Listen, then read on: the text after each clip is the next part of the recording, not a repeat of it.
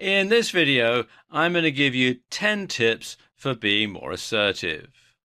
Okay, tip number one, and I suppose it's probably the simplest thing and the most difficult one at the same time, and that is decide you're going to be more assertive.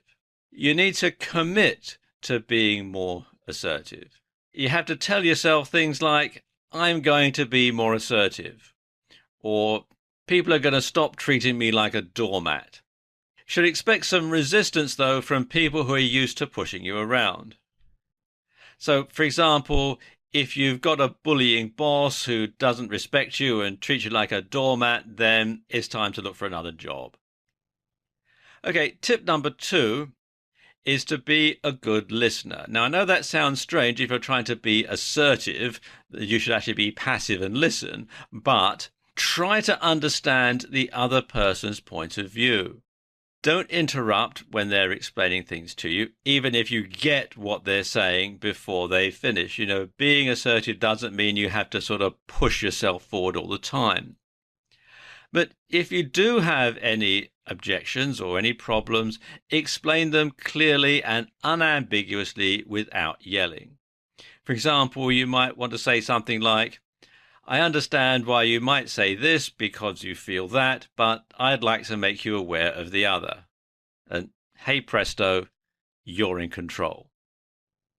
Okay, tip number three is learn how to say no without feeling guilty.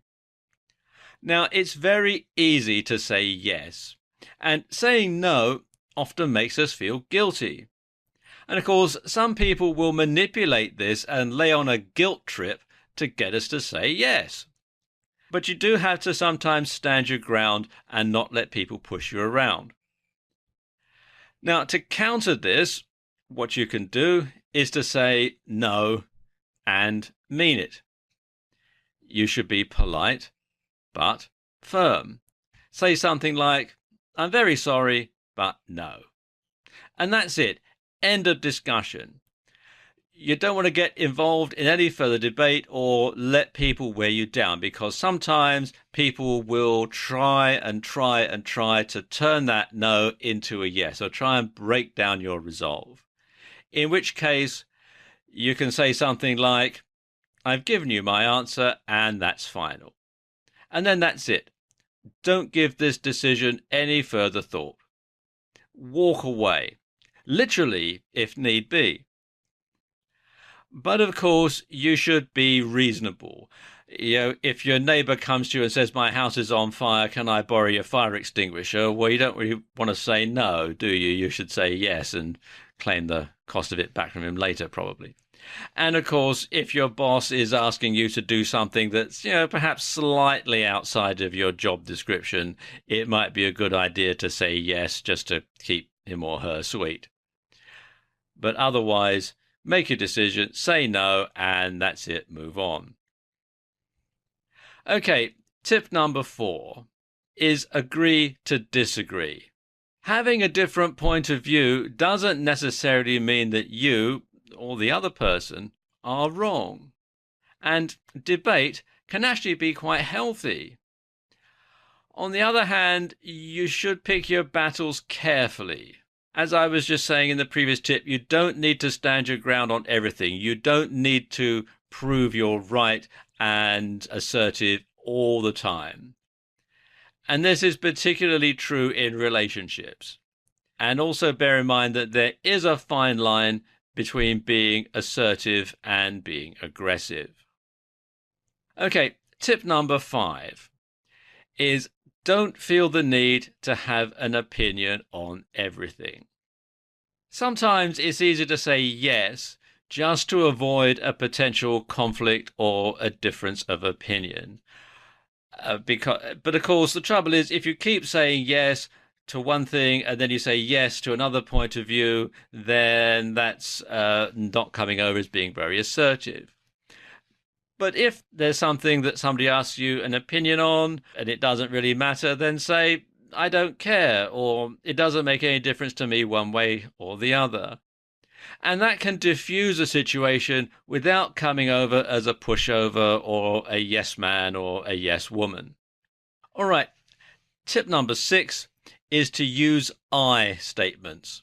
And this lets others know what you're thinking without sounding accusatory.